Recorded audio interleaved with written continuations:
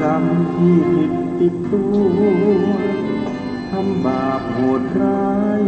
มันไม่ใช่เรื่องยิ้มหัวผลลัพธ์น่ากลัวน่ากลัวอำนาจกรรม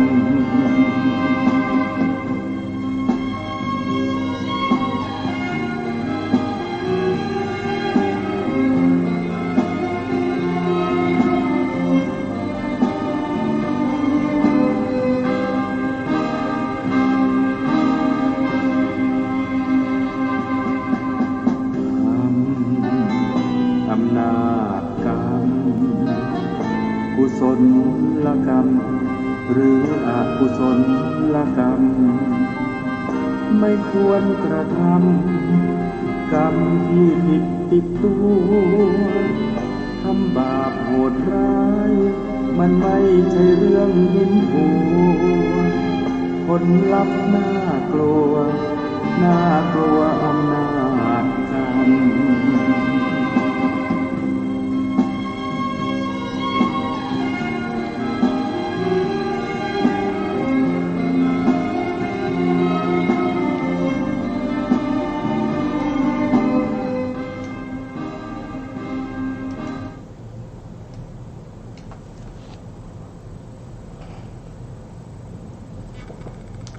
พุทธัง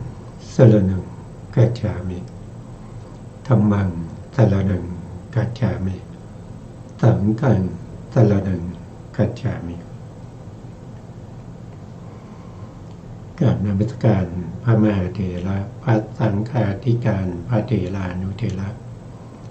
สวัสดีท่านผู้ฟังและผู้ชมทุกท่านกลับมาพบกับรายการพระไตรปิฎกลอยฟ้าครั้งนี้เป็นครั้งที่32ในเรื่องของเวทนานุปัฏฐนาสติปัฏฐานเวทนานุปัฏฐนาสติปัฏฐานเวทนาเป็นธรรมที่เกิดขึ้นโดยมีปัจจัย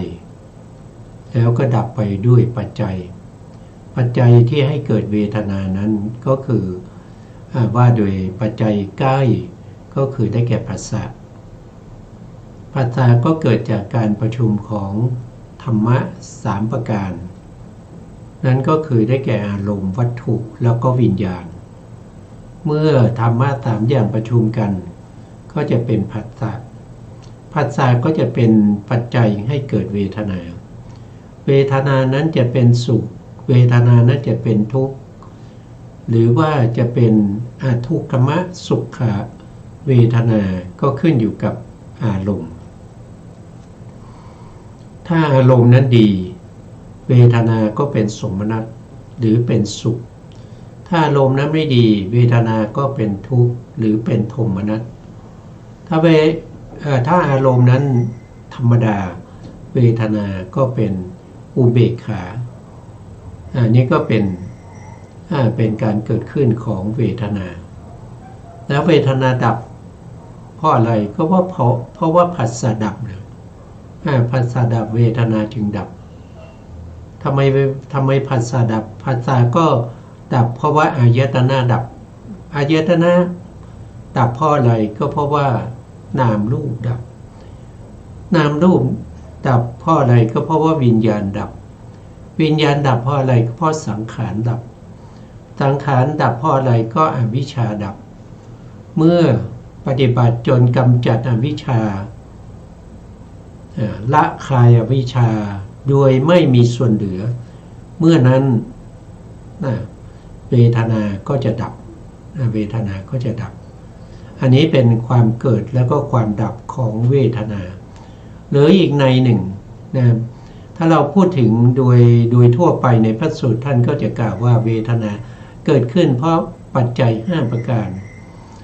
นั่นก็คืออวิชชาเกิดตัณหาเกิดกรรมเกิดแล้วก็ผัสสะเกิดนิพพติของเวทนาทำ5ประการนี้เป็นเหตุเป็นปัจจัยให้เกิดเวทนาจะดับก็เพราะทำ5ประการนี้ดับก็คืออวิชชาดับตัณหาดับ กรรมดับแล้วก็ผัสสะดับเวทนาก็จะดับเวทนาก็ดับเวทนามีคุณอะไรเวทนามีคุณก็คือสุขสมนัตนั้นเป็นคุณของเวทนาโทษของเวทนาคืออะไรโทษของเวทนานั้นคือทุกข์และโทมนัสนั่นเป็นโทษของเวทนาแล้วข้อปฏิบัติให้ถึงความดับแห่งเวทนานั้นก็คือได้แก่มัชฌิมาปฏิปทาทางสายกลางที่พระตถาคตได้ตรัสรู้ด้วยปัญญาอันยิ่งทำดวงตาให้เกิดทำญาณให้เกิดทำวิชาให้เกิดแสงสว่างให้เกิดตรัสรู้อาริยสัจสี่ได้ด้วยพระองค์เองแล้วก็นำมาสอนให้แก่เวนยสัตว์สาวกทั้งหลายให้ประพฤติปฏิบัติตามก็คือข้อปฏิบัตินั้นเริ่มต้นจากไหนเราจะปฏิบัติเพื่อดับเวทนาเราจะทำยังไงเริ่มต้นตรงไหน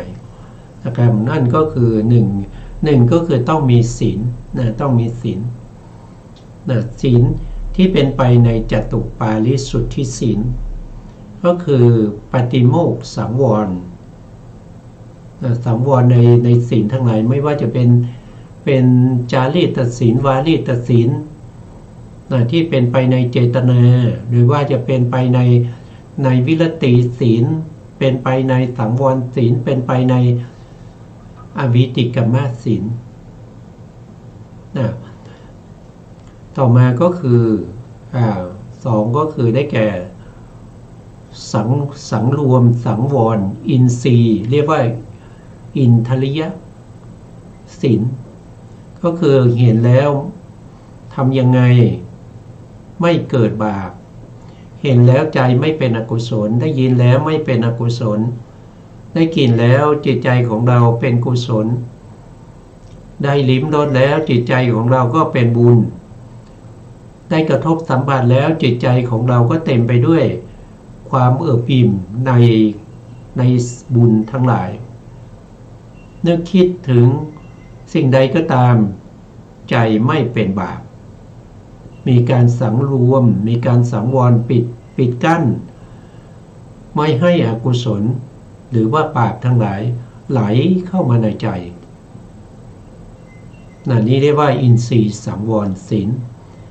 อันที่สามก็คืออาชีวปาริสุทธิศีล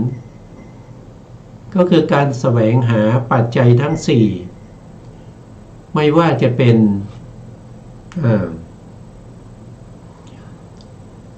เครื่องนุ่งห่มนะครับถ้าสำหรับพระภิกษุก็ไตรจีวรไม่ว่าจะเป็นจีวรเป็นสังฆาติหรือว่าจะเป็นสบงต้องบริสุทธิ์ถ้าเป็นชาวบ้านทั่วไปก็แสวงหาด้วยความบริสุทธิ์ที่ไม่เกี่ยวข้องกับเรื่องของวจีทุจริตสี่ไม่ได้แสวงมาเพราะว่าพูดหวาดล้อมพูดหลอกลวงพูดสอดเสียดหยาบคายเพ้อเจ้อทั้งหลายเพื่อให้ได้มาซึ่งสิ่งเหล่านั้นไม่ทำกายกรรมทุจริตเพื่อแสวงหาปัจจัยสี่จะเป็นเสื้อผ้าเป็นเสนาสนะที่อยู่ที่อาศัยอาหารหรือว่าบิณฑบาตแล้วก็คีรณาเภสัชบริขารทั้งหลายก็คือพวกยานะครับทั้งหลายเหล่านี้ต้องเป็นไปด้วยความบริสุทธิ์อันนี้คือข้อที่สามข้อที่สี่นั่นก็คือได้แก่ปัจจยสันนิสิตศีลก็คือมีการพิจารณาในการใช้สอยสิ่งต่างๆไม่ว่าจะใช้สอยในเรื่องของเครื่องนุ่งห่มที่อยู่อาศัยนะครับอาหารยารักษาโรคต้องประกอบด้วยการปัจเจเวก มีทั้งอาติตะปัจเจเวคขณะหรือว่าจะเป็นอาติตะปัจเจเวคขณะหรือว่าจะพิจารณาทุกขณะที่ใช้สอยเมื่อเราหยิบอะไรเราก็ต้องมีการพิจารณานะครับอย่างเช่นท่านพิจารณาว่าการห่มจีวรหรือว่าสวมใส่เสื้อผ้านี้เพื่อป้องกันความเย็นความหนาวป้องกันเหลือกยุงลมแดดและสัตว์เลื้อยคลานทั้งหลายเพื่อปกปิดอวัยวะอันก่อให้เกิดความละอายอย่างนี้เป็นต้นนะครับอันนี้โดยส่วนมากเราก็รู้กันอยู่แล้วนะมีต้องพิจารณาต้องพิจารณาอาหารก็ต้องการรับประทานอาหารหรือว่าการฉันบิณฑบาตทั้งหลายเนี่ยไม่ใช่เป็นไปเพื่อความเพลิดเพลินสนุกสนานไม่ได้เป็นไปเพื่อความเมามันให้เกิดกำลังพลังทางกายไม่ใช่เป็นไปเพื่อประดับไม่ใช่เป็นไปเพื่อตกแต่งไม่ใช่เป็นไปแต่ให้เป็นไปเพียงเพื่อความตั้งอยู่ได้แห่งกายนี้เพื่อความเป็นไปได้ของอัตภาพเพื่อความสิ้นไปแห่งความลำบากทางกายเพื่ออนุเคราะห์แก่การประพฤติพรหมจรรย์อันนี้สำคัญการกินอาหารก็เพื่อให้กายนี้ตั้งอยู่ได้เพื่อประพฤติพรหมจรรย์นะครับทำไมล่ะก็เพื่อจะดับเวทนาเก่าไม่ให้เวทนาใหม่เกิดขึ้นแล้วก็เพื่อความเป็นอยู่โดยผาสุกเพื่อความเป็นอยู่โดยผาสุกแล้วก็เป็นไปตามคำสั่งสอนของพระเจ้าจะได้ไม่มีโทษจะได้ไม่มีโทษนะอันนี้เป็นการพิจารณาเรื่องของอาหารอันนี้เป็นตัวอย่างนะครับการพิจารณาก็มีหลายอย่างนะครับนี่เพียงแต่พระพุทธองค์ได้แสดงไว้เป็นตัวอย่างเท่าที่พวกเราจะจำกันมานะแล้วต่อมาก็เสนาสนะนะครับเสนาสนะก็ใช้สอยเพื่อบำบัดความหนาวความร้อนเพื่อบำบัดเหลือกยุงลมแดดและสัตว์เลื้อยคลานทั้งหลายแล้วก็เพื่อป้องกันอันตรายนะอันตรายที่อาจจะเกิดจากดินฟ้าอากาศที่สำคัญนั่นก็คือเพื่อความยินดีอยู่ได้ในที่หลีกเล้นเพื่อภาวนาก็คือเพื่อเจริญสมณธรรมนะแล้วก็4ก็คือพิจารณาเรื่องของการใช้สอยในเรื่องของคิลนะเภสัชบริขารนั่นก็คือยารักษาโรคนะครับการรับประทานยาฉันยาก็เพื่ออะไรก็เพื่อจะดับเสียซึ่งทุกขเวทนาอันเกิดขึ้นจากโรคภัยไข้เจ็บทั้งหลายนะหรือว่าฉันยาเพื่อป้องกันโรคภัยไข้เจ็บที่จะเกิดขึ้นต้องมีการพิจารณานี่คือศีลนะศีลที่เป็นไปในจตุปาริสุทธิศีลก็คือศีลหนึ่งก็คือปาติโมกข์สังวร2อินทรีย์สังวร3อาชีวปาริสุทธิศีล4ก็คือปัจเจเวกนะครับปัจเจเวกหรือเรียกว่าปัจจยสันนิสิตศีลนะครับก็จะมีอยู่4อย่างให้บริสุทธิ์ไม่ให้ขาดไม่ให้ด่างไม่ให้พ้อยไม่ให้ทะลุผ่องแผ้วไปนะเพื่ออานิสงส์ที่ได้จากศีลนั่นก็คือไม่เดือดร้อนใจถ้าเราไม่เดือดร้อนใจนะครับเราก็จะเกิดปราโมทย์ปราโมทย์ปีติสุขแล้วก็จะได้สมาธิแต่ถ้าเราศีลไม่บริสุทธิ์มันก็จะเดือดร้อนใจเมื่อเดือดร้อนใจปราโมทย์ไม่เกิดปิติก็ไม่มาปิติไม่มาสุขไม่มาสมาธิไม่เกิดปัญญาก็ไม่มาเหมือนกันไม่เกิดเหมือนกันเพราะฉะนั้นสิ่งเหล่านี้อาศัยซึ่งกันและกันเมื่ออาศัยสิ่งเหล่านี้แล้วการเจริญสมณธรรมหรือการเจริญวิปัสสนาจะเป็นไปด้วยความสะดวกแล้วก็ทำ ที่เราเจริญจะเจริญก้าวหน้ายิ่งขึ้นไปแต่ถ้าเราไม่มีศีลไม่มีโอกาสที่จะได้เจริญสติปัฏฐานคือเจริญได้อะแต่ว่ามันผลไม่เกิดเจริญได้นะครับจะไปกำหนดรอบรู้ในเรื่องของกายานุปัสสนาสติปัฏฐานเวทนานุปัสสนาสติปัฏฐานจิตตานุปัสสนาสติปัฏฐานธรรมานุปัสสนาสติปัฏฐานก็ทำได้แต่มันจะเสียเวลาเพราะว่าเจริญไปมันคุณธรรมเหล่านี้ไม่เกิดกับเราอ่ะเพราะอะไรเพราะว่าศีลเราไม่บริสุทธิ์เราไม่มีเครื่องรองรับซึ่งวิปัสสนาคุณธรรมทั้งหลายมันจึงทำให้เราเนี่ยเจริญแล้วไม่ก้าวหน้าครั้งที่แล้วเราก็ได้พูดถึงในเรื่องของเวทนานะครับเวทนาในเรื่องของเวทนาแล้วก็เป็นเวทนานุปัสสนาสติปัฏฐานที่เป็นไปในบุพภาคก็คือหมายถึงว่าเป็นเบื้องต้นนะครับที่เราเจริญเนี่ยมันเป็นเบื้องต้นยังไม่เข้าถึงความเป็นอริยมรรคนะครับช่วงนี้ยังเป็นช่วงที่เราเจริญใหม่ๆนะครับหรือว่าเป็นเบื้องต้นก็คือเบื้องต้นเนี่ยอย่าไปคิดว่าเราจะเจริญแค่ 2-3 ชั่วโมงนะบางคนเนี่ยเจริญอย่างนี้ไป 30-40 ปีนะครับกว่าจะได้ถึงอริยมรรคอ่ะบางคนก็มีบุญบารมีก็เจริญพระพุทธองค์ตรัสว่า7 วัน7 วันนะ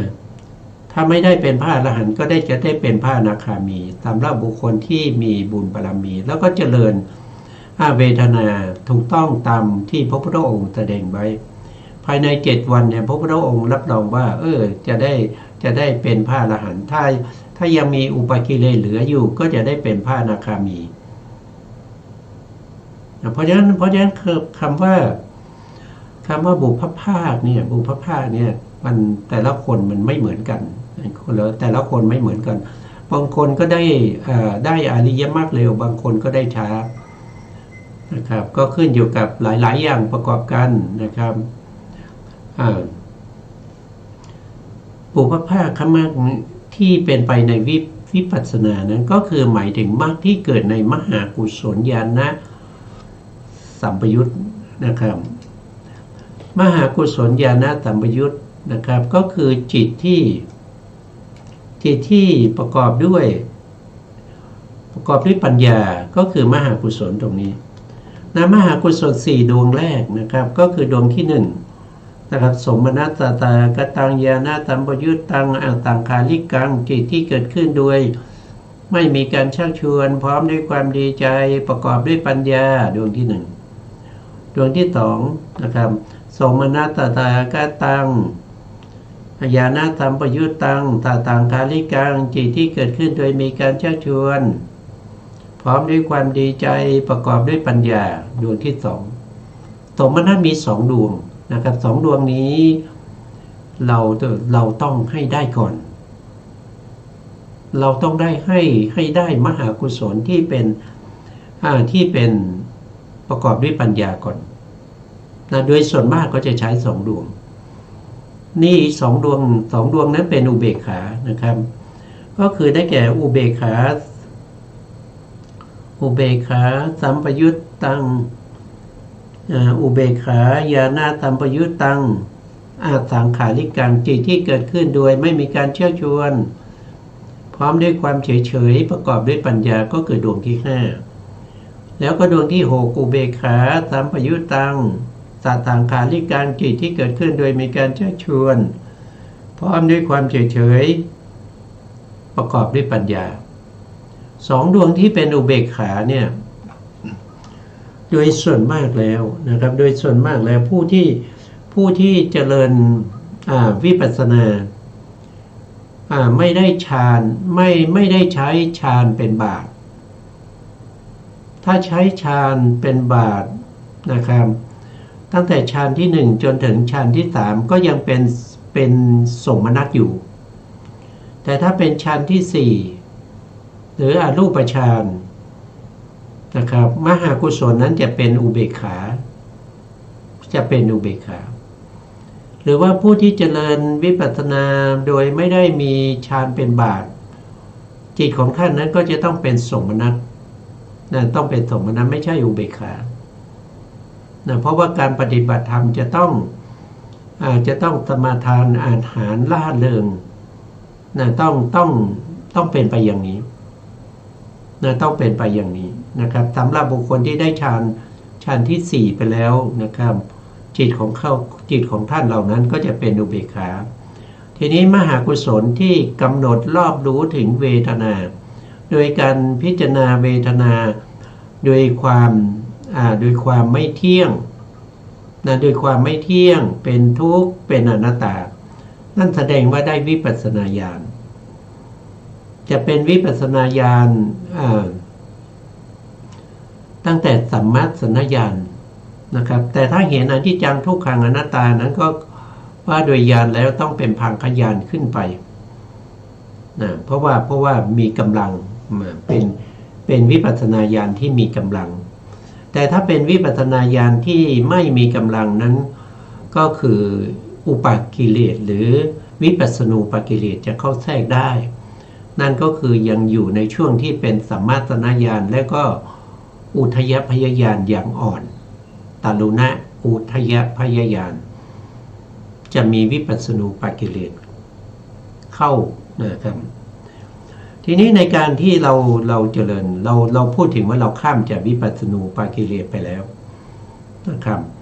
เราได้วิปัสสนาญาณที่มีกำลังก็คือวิปัสสนาญาณเบื้องบนแล้วในขณะนั้นก็จะมีมรรคคืออะไรมรรคแปลว่าหนทางนะครับแต่ตรงนี้มรรคที่เข้าประกอบนี้จะมีอยู่5องค์นะครับตามที่เราศึกษามาเมื่อครั้งที่แล้ว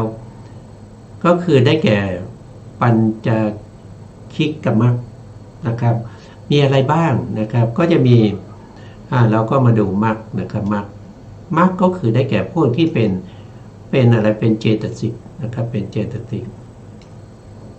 5องค์ที่ประกอบในมหากุศลนั่นก็คือได้แก่องค์แรกเลยคือสัมมาทิฏฐิสัมมาทิฏฐิก็คือได้แก่ปัญญินทรีย์ตรงนี้สัมมาทิฏฐินะครับสองก็คือได้แก่ท่านบอกว่า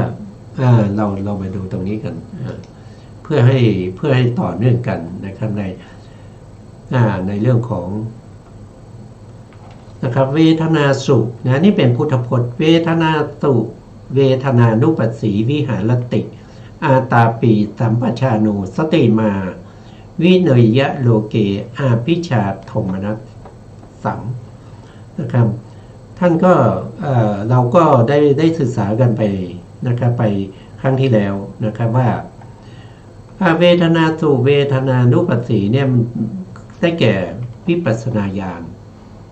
วิปัสสนาญาณที่เป็นไปในเวทนานั่นก็คือได้แก่ตัวสติแล้วก็ตัวปัญญาที่สัมปยุตกันนะครับตามรู้ตามเห็นเวทนานะครับอันนี้คือเวทนานุปัสสีผู้ตามเห็นเวทนาอยู่เนืองๆเป็นวิปัสสนาอันนี้ยังไม่ได้เรายังไม่ได้จัดเข้าเป็นองค์มรรคนะครับอาตาปีสัมปชาโนอันนี้คือความเพียรนี้เราจัดเข้าเป็นสัมมวายามะก็คือความพยายามนะครับต่อมาสัมปชาโนเนี่ยเป็นสัมมาทิฏฐิก็คือตัวปัญญาสติมาก็คือสัมมาสติวินยะโลเกได้แก่สัมมาสมาธินะครับนี่เราก็จะเห็นว่ามีมรรคองค์สี่มรรคองค์สี่นะองค์สี่ได้แก่สัมมาทิฏฐิสัมมาวายามะสัมมาสติสัมมาสมาธิ4องค์ นะตรงนี้ท่านบอกว่านะครับท่านบอกว่าวิตกนะวิตกนี่เป็นสัมมาสังกัปปะนะเราไม่ได้เห็นในพุทธพจน์ไม่มีนะในพุทธพจน์ท่านแสดงเวทนาสุเวทนานุปัฏฐิอัตตาปีสัมปชาโนสติมาวิเนยโลเกพิจาโทมนัสสังอย่างเงี้ยไม่มีตัววิตกเนี่ยท่านแสดงไว้ในกุตการนิกายปฏิสัมภิธามัคอานาปานนิเทศเล่มที่49นะครับท่านบอกว่าวิตกเนี่ยเป็นธรรมที่มีอุปการะแก่วิปัสสนาเพราะวิปัสสนาจะขาดวิตกไม่ได้ถ้ามีวิปัสสนาที่ไหนจะต้องมีวิตกที่นั่นนะท่านบอกว่าประเภทแห่งวิปัสสนามีประมาณเท่าไหร่ประเภทแห่งวิตกก็มีประมาณเท่านั้นเหมือนกันฉะนั้นวิปัสสนาจะขาดวิตกไม่ได้สัมมาสังกัปปะคือการดำริออกจากกามนี่คือวิตกการดำริออกจากกามนี่คือวิตกก็คือสัมมาสังกัปปะเพราะฉะนั้นสัมมาสังกัปปะก็เป็นองค์มรรคเราก็ได้มาอีก1องค์ก็เป็น5องค์นะที่เราพูดถึง5องค์นะครับเราได้แล้ว5องค์ส่วน3องค์ยังไม่เกิดนะ3องค์ยังไม่เกิดเพราะเราพูดถึงเรื่องของอาริยมรรคเนี่ยประกอบด้วยองค์8ตอนนี้ในมหากุศลญาณสัมปยุตของเรานะมีองค์5ไม่ใช่องค์8เพราะอะไรเพราะว่า3องค์ที่เหลือนั้นน่ะมันเป็นศีลนะมันเป็นศีลเป็นศีลได้แก่สัมมาวาจาเนี่ยถ้าเกิดในมหากุศลเนี่ยจะต้องมีวิรัตมิตรภาพวัตถุที่ควรเว้นสัมมาวาจาจึงจะเกิดแต่ในขณะที่เราเจริญวิปัสสนาบางท่านก็นั่งนะครับบางท่านก็ยืนบางท่านก็เดินจงกรมก็ไม่มีมิตรภาพไม่มีวิรัตมิตรภาพวัตถุให้เว้นสัมมาวาจาก็ไม่เกิดสัมมากัมมันตะคือเว้นจากการงานอันเว้นจากมิจฉากัมมันตะก็คือการงานอันที่ไม่ควรในขณะนั้นเราก็ไม่มีวิรัตมิตรภาพวัตถุที่จะต้องให้เว้นจากการฆ่าสัตว์อย่างเงี้ยไม่มีสัตว์ให้เราฆ่าในขณะที่เรานั่งเจริญวิปัสสนาอยู่ไม่มีทรัพย์สินของคนอื่นให้เราลักในขณะนั้นแล้วก็ไม่มีการประพฤติผิดในการในขณะนั้นเพราะฉะนั้นสัมมากัมมันตะก็ไม่เกิดในขณะนั้นเราก็ไม่ได้ประกอบอาชีพอะไรเรากำลังนั่งเจริญเวทนานุปัสสนาอยู่เพราะฉะนั้นสัมมาอาชีพก็ไม่เกิดนั้นมันไม่เกิดด้วยอะไรด้วยจิตของเราที่กำลังเจริญเรื่องของเวทนานุปัสสนานั้นเป็นมหากุศลมันจัดอยู่ในโลกียจิตเพราะฉะนั้นวิรติ3จะเกิดได้ในโลกียจิตนี้จะต้องมีวิรัตมิตรภาพวัตถุให้เว้นแต่นี้ไม่มีเพราะฉะนั้นไม่เกิดนะต้องรู้ว่าไม่เกิดนะมีอยู่แค่องค์5ท่านบอกว่าเพราะส่วนนี้เป็นบุพภาควิปัสสนาหรือเป็นมหากุศลญาณสัมปยุตเป็นมรรคเบื้องต้นวิรติ3จึงไม่เกิดแต่ผู้ที่จะเจริญสติปัฏฐานจะต้องเป็นผู้ที่มีศีลบริสุทธิ์อยู่แล้วก็คือก่อนที่จะมานั่งเจริญเวทนานุปัสสนาหรือว่าจะเข้าคอร์สในการปฏิบัติสติปัฏฐานก่อนหน้านั้นจะต้องมีศีลบริสุทธิ์มาแล้วทำไมต้องมีศีลบริสุทธิ์ก็เพราะว่าเวลาเรามาปฏิบัติหรือว่ามาเจริญ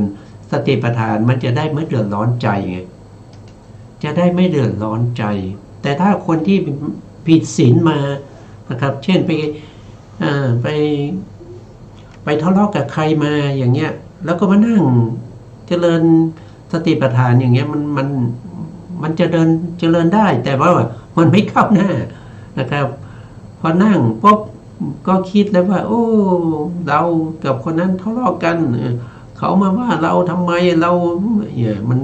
เรื่องมันก็จะยาวมันก็จะเดือดร้อนใจกุจจะนิวรณ์ก็จะเข้าแทรกนะมันก็เดือดร้อนใจมันก็จิตมันไม่สงบเมื่อจิตไม่สงบมันจะได้สมาธิได้ยังไงเมื่อเดือดร้อนใจปราโมทย์ไม่เกิดปีติไม่เกิดสุขไม่เกิดสมาธิก็ไม่เกิดสมาธิไม่เกิดมหากุศลญาณสัมปยุตคือปัญญาในมหากุศลก็ไม่เกิด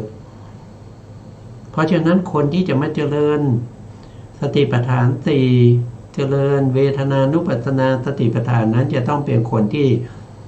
มีศีลบริสุทธิ์มานะครับถ้า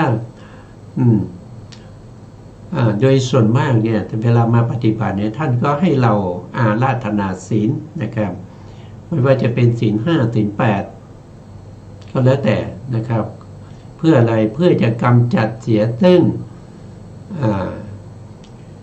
ความไม่บริสุทธิ์แห่งศีลแห่งจิตของเราเมื่อเราอาราธนาศีลในขณะที่อาราธนาศีลนั้นศีลก็บริสุทธิ์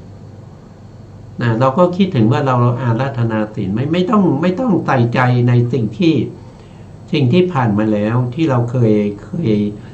ยผิดศีลมาแล้วนะครับอันนั้นจบไปแล้วจบไปแล้วเมื่อจบไปแล้วก็ให้จบไปอย่าไปใส่ใจถ้าเราใส่ใจบ่อยๆนั่นก็แสดงว่าศีลเราไม่บริสุทธิ์ทุกครั้งที่เรานึกถึงอะไรนึกถึงการทะเลาะกับเพื่อนนึกถึงการฆ่าสัตว์นึกถึงการลักทรัพย์อะไรพวกนี้นั่นแสดงว่าเราจะต้องผิดศีลทุกครั้งที่เราระลึกถึงเพราะฉะนั้นเราก็ระลึกถึงแต่ศีลที่เราบริสุทธิ์เช่นเราอาราธนาเราก็อาราธนาศีลแล้วพระอาจารย์ท่านก็ให้ศีลเราแล้วนะเราก็มีศีลบริสุทธิ์แล้วเพื่อจะป้องกัน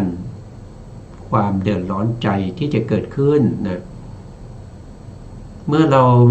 ราอาราธนาศีลเรามีความเข้าใจในเรื่องศีลแล้วก็ลึกถึงแต่สิ่งที่ดีนะครับเพราะว่าสิ่งที่มันผิดไปแล้วก็มันจบไปแล้วอย่าไปนึกถึงทำไมก็เลิกถึงแต่สิ่งที่ดีๆที่เราทำใหม่เริ่มต้นใหม่พูดง่ายๆเริ่มต้นใหม่เราก็เริ่มต้นใหม่ทุกคนก็ต้องมีการเริ่มต้นใหม่นะครับไม่มีใครที่ไม่เคยทำผิดก็ผิดแล้วรู้ตัวหรือเปล่านะครับแล้วก็ทำคืนไหมถ้าเป็นพระภิกษุก็ไปปรงอาบัติถ้าเป็นชาวบ้านก็ไปอาราธนาศีลใหม่นะครับแล้วก็ตั้งใจว่าต่อไปนี้ข้าพเจ้านะครับจะไม่กระทำอย่างนั้นอีกนะครับแค่นี้แหละก็ทำให้ศีลนั้นบริสุทธิ์เมื่อศีลนั้นบริสุทธิ์เรามาเจริญวิปัสสนาสติปัญญาของเราก็จะเจริญก้าวหน้าเพราะว่าคนที่จะเจริญสติปัฏฐานนี้ต้องศีลบริสุทธิ์ก่อนนะครับถึงแม้ว่าเราจะไปที่ไหนก็ตามไปเข้าคอร์สที่ไหนก็ตามเราต้องมีศีลบริสุทธิ์ไปจากบ้านแล้วนะครับไปจากบ้านแล้วก็ไปถึงวัดไปถึงไหนศีลเราก็ต้องรักษาไปนะครับแล้วก็ไปนั่นแสดงว่าเป็นผู้ที่มีศีลบริบูรณ์บริสุทธิ์ตั้งแต่เมื่อไหร่ก็ตั้งแต่เมื่อเราระลึกถึงศีลเราบริสุทธิ์เมื่อนั้นก็บริสุทธิ์ถ้าเราระลึกถึงศีลที่ขาดเมื่อนั้นเราก็เป็นคนทุศีลศีลนี้เกิดขึ้นได้ด้วยการระลึกนึกถึงระลึกถึงสมาทานแล้วก็พิจารณาเนี่ยพวกนี้มันจะทำให้ศีลเกิดนะครับท่านบอกว่าศีลบริสุทธิ์อยู่แล้วจึงไม่ต้องกล่าวถึงในที่นี้แต่ถ้าอริยมรรคเกิดขึ้นวิรติ3นะครับวิรติ3ก็คือได้แก่สัมมาวาจาสัมมากัมมันตาสัมมาอาชีวะนะครับ ก็จะเข้าประกอบกันทันทีในอาริยมรรคนะไม่ใช่ก็คือในมรรคจิตนะครับตั้งแต่โสดาปัตติมรรคเป็นต้นไปต้องมีวิรติ3ประกอบอยู่เสมอเพราะวิรตินี้เป็นองค์มรรคนะครับประกอบทันทีเพราะฉะนั้นจึงได้มรรคมีองค์8ในอาริยมรรคที่มีนิพพานเป็นอารมณ์ในอริยมรรคที่มีนิพพานเป็นอารมณ์นะครับผู้ที่เจริญเวทนานุปัสสนาสติเวทนานุปัสสนาต้องตามเห็นเวทนาว่าเราเสวยเวทนาทีละอย่างไม่สามารถที่จะเสวยเวทนาหลายอย่างพร้อมกันในขณะเดียวกันอันนี้พระพุทธองค์แสดงไว้ในทีฆนัคขสูตรมัชฌิมนิกายเล่มที่20ในข้อที่269นะครับผู้สนใจก็ไปศึกษาเพิ่มเติมนะครับเพราะว่าเราเคยศึกษาไปแล้วนะทีฆนัคขสูตรเนี่ยเพราะฉะนั้นก็จะไม่พูดถึงละนะทีฆานี่ก็คือผู้มีเล็บยาวนะครับสูตรที่เกี่ยวกับผู้ไว้เล็บยาวๆนะเป็นลัทธิหนึ่งในลัทธิที่มีในประเทศอินเดียในสมัยพุทธกาลเขาไว้เล็บยาวนะแล้วคนที่มาเนี่ยมาเขาเป็นหลานของพระสารีบุตรนะเป็นหลานของพระสารีบุตรเพราะว่าเขาก็ออกบวชเหมือนกันพระสารีบุตรก็ออกบวชนะไปอยู่กับอาจารย์สัญชัยพออยู่กับอาจารย์สัญชัยไม่กี่วันก็เรียนจบแล้วนะก็เลยเห็นว่าสำนักของอาจารย์สัญชัยเนี่ยมันไม่มีสาระไม่ใช่หนทางที่จะนำไปพ้นทุกข์นะครับก็แสวงหาโมกขธรรมจนมาได้พบกับพระอัสสชิแต่ก็ฟังธรรมจากพระอัสสชิพระสารีบุตรก็ได้เป็นโสดาบันเมื่อเป็นโสดาบันแล้วก็ออกบวชในสำนักของพระพุทธเจ้าเมื่อบวชแล้วนะครับก็บวชแล้วได้อยู่15 วันถ้าจำไม่ผิดได้15 วันนะ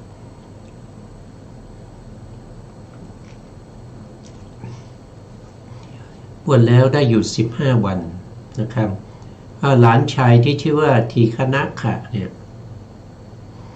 พระพุทธองค์เรียกว่าอาคิเวสนะนะครับท่านก็คิดว่าลุงของเรานะครับไปบวชอยู่กับอาจารย์สัญชัยณตอนนี้ออกจากสำนักอาจารย์สัญชัยไปอยู่กับสมณโคดมสมณโคดมนี่มีอะไรดีนะลุงของเราจึงไปบวชอยู่ในสำนักของสมณโคดมนะก็อยากจะรู้ก็มาเยี่ยมลุงนะครับก็มาเยี่ยมลุงมาแล้วในขณะนั้นพระสารีบุตรกำลังถวายงานพัดแก่พระพุทธเจ้าอยู่นะท่านก็เข้ามาแล้วก็มาทูลถามพระพุทธองค์นะครับพระพุทธองค์ก็แสดงธรรมให้ฟังนะครับมีเรื่องของเวทนาด้วยนะครับพระพุทธองค์แสดงจุดสำคัญก็คือเวทนามีหลายอย่างถึงแม้จะหลายอย่างยังไงนะครับผู้ที่เจริญวิปัสสนาการเจริญวิปัสสนาจะต้องเจริญเวทนาทีละอย่างไม่สามารถ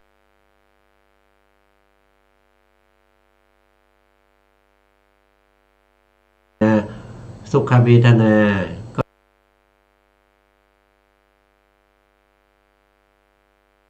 จะเจริญ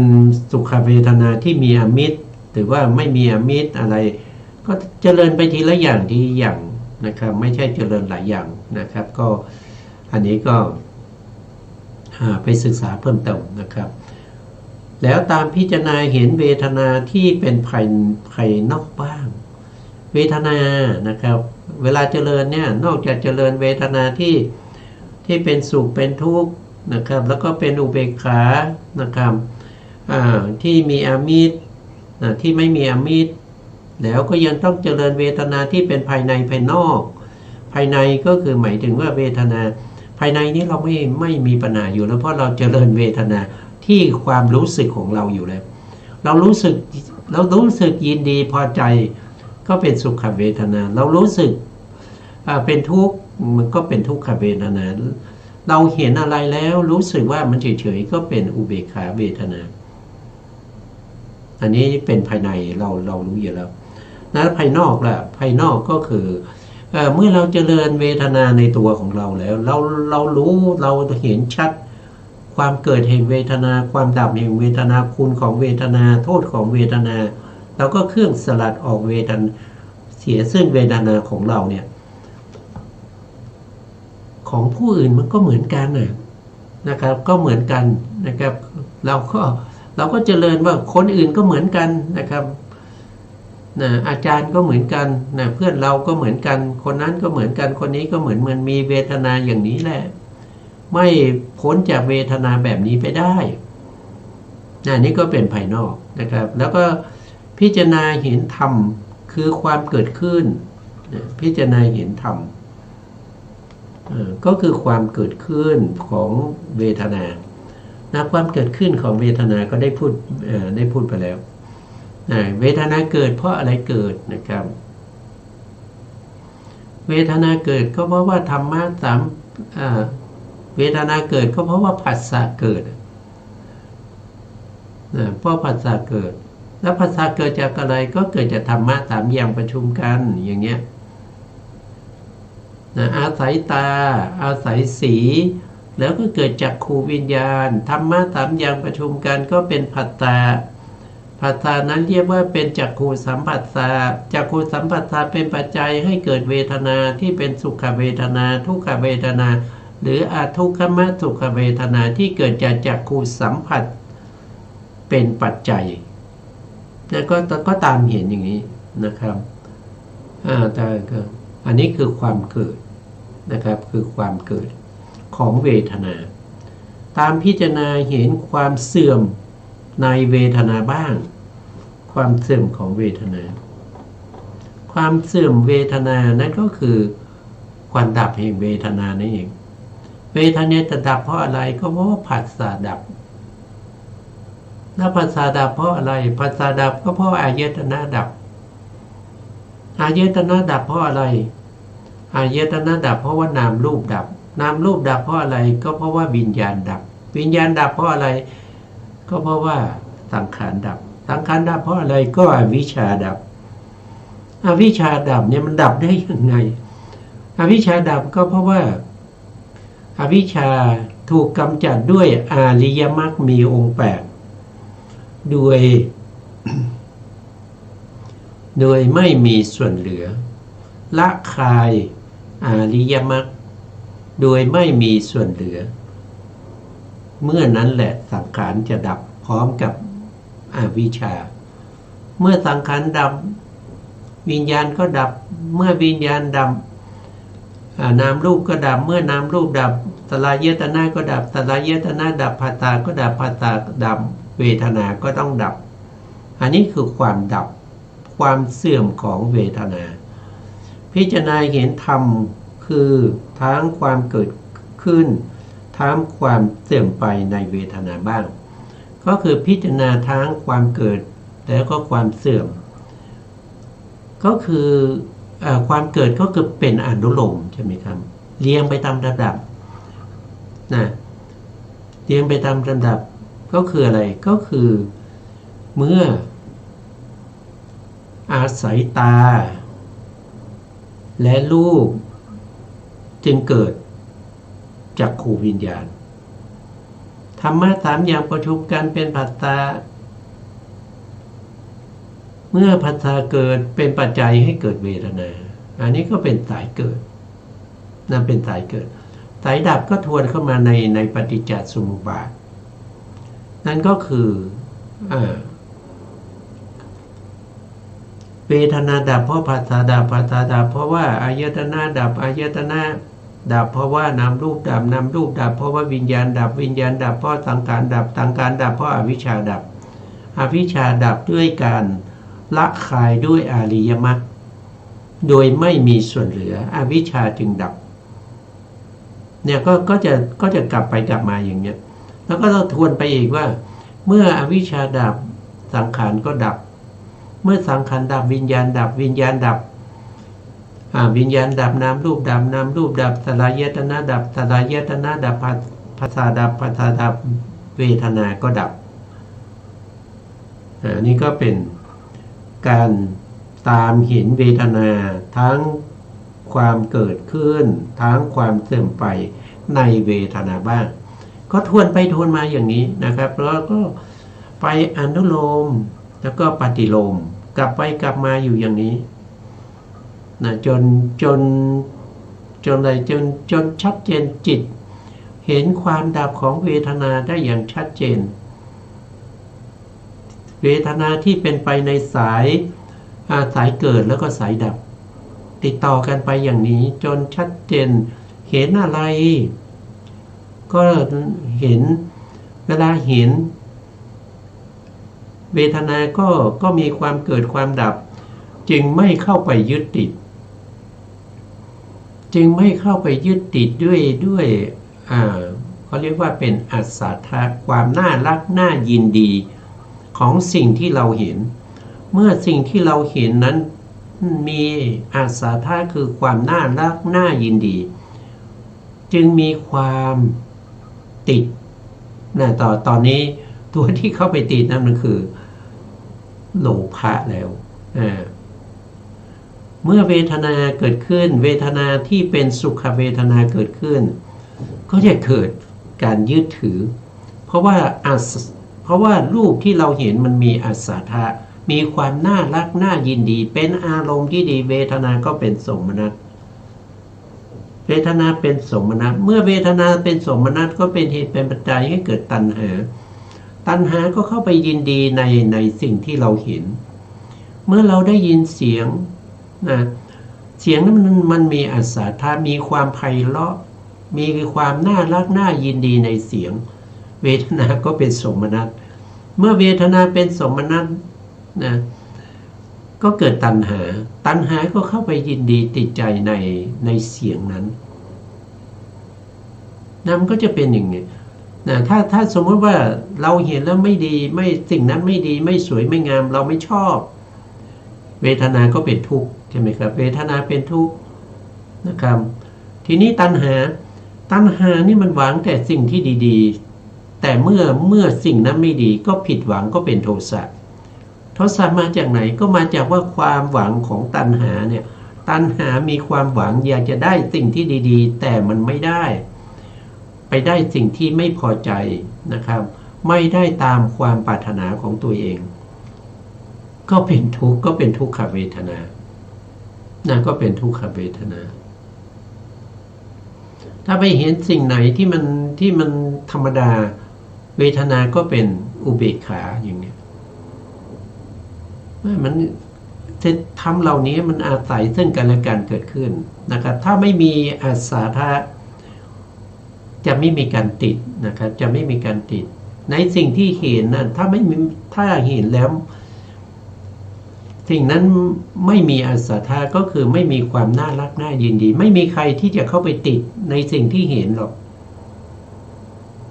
นะเพราะมันมีอัศทะนี่แหละมันจึงติดตัวเข้าไปติดนั้นคือตัวตัณหาเป็นตัวไปติดเมื่อตัณหาเข้าไปติดมากๆก็เป็นอุปทานเราก็กลายเป็นอุปทานเมื่ออุปทานเป็นเหตุเป็นปัจจัยจึงให้เกิดภพไงจึงให้เกิดภพนะเมื่อ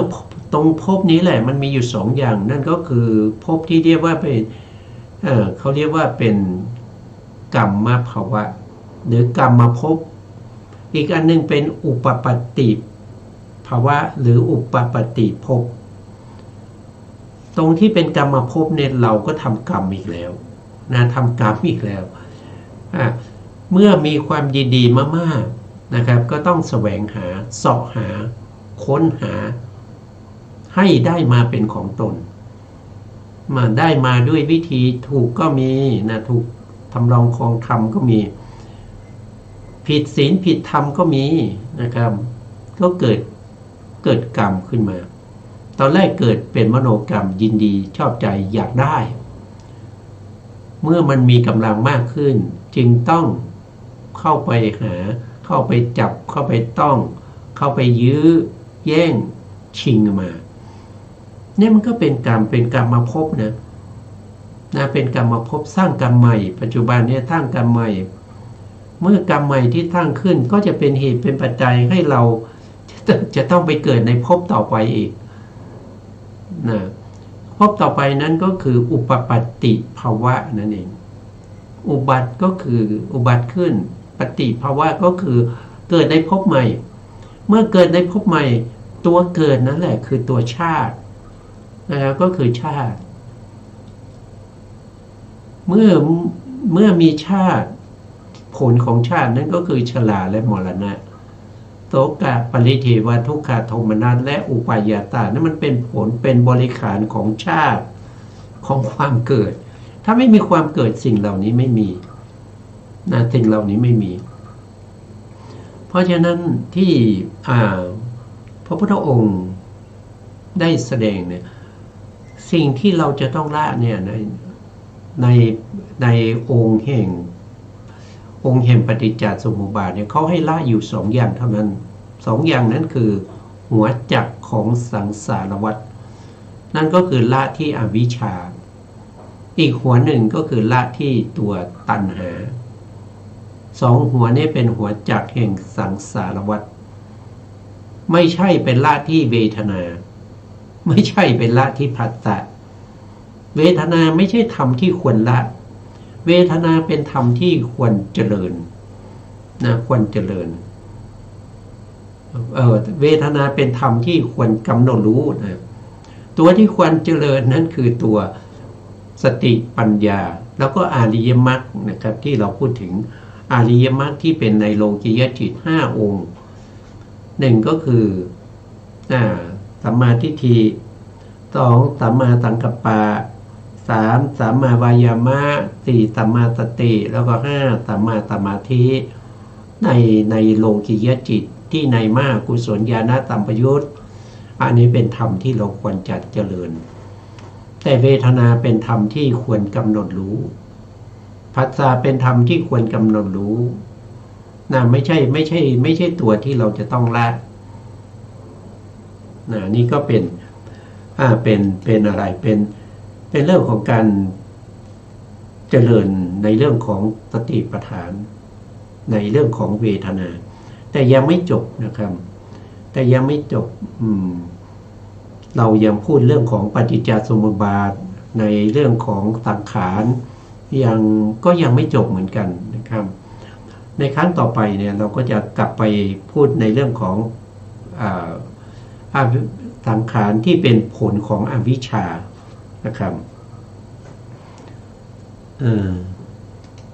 เนี่ยตรงนี้ที่เราค้างไว้เมื่อครั้งที่แล้วนะครับก็คือสังขารที่เป็นผลของอวิชชานี่มีอยู่6อย่างมีอยู่6อย่างนั่นก็คือได้แก่บุญญาภิสังขารคือกุศลเจตนาที่เป็นผู้ปรุงแต่งโลกิยวิบากและกรรมมัชรูปโดยตรงได้แก่มหากุศลเจตนา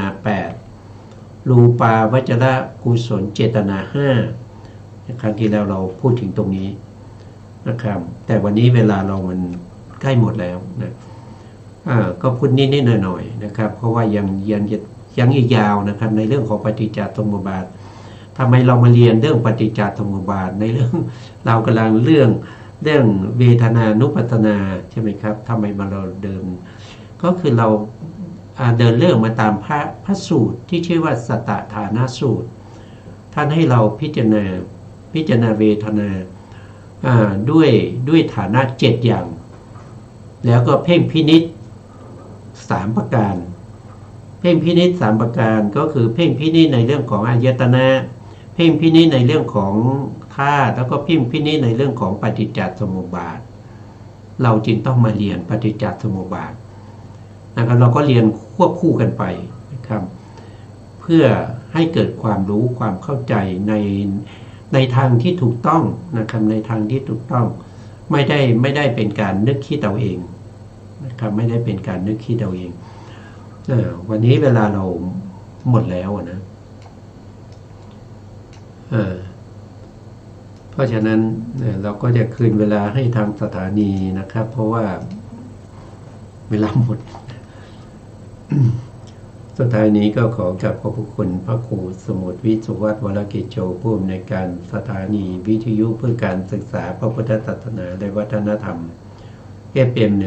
104.5 เมกะเฮิรตซ์วัดไฟหินจังหวัดเชียงใหม่ได้ขอกราบขอบพระคุณพระครูปริยัติยานุศาสตร์ขอบคุณท่านผู้ฟังและผู้ชมทุกท่านที่ให้เกียรติติดตามในรายการพระไตรปิฎกลอยฟ้าวันนี้เวลาหมดลาไปก่อนพบกันใหม่ในครั้งต่อไปครับสวัสดีครับ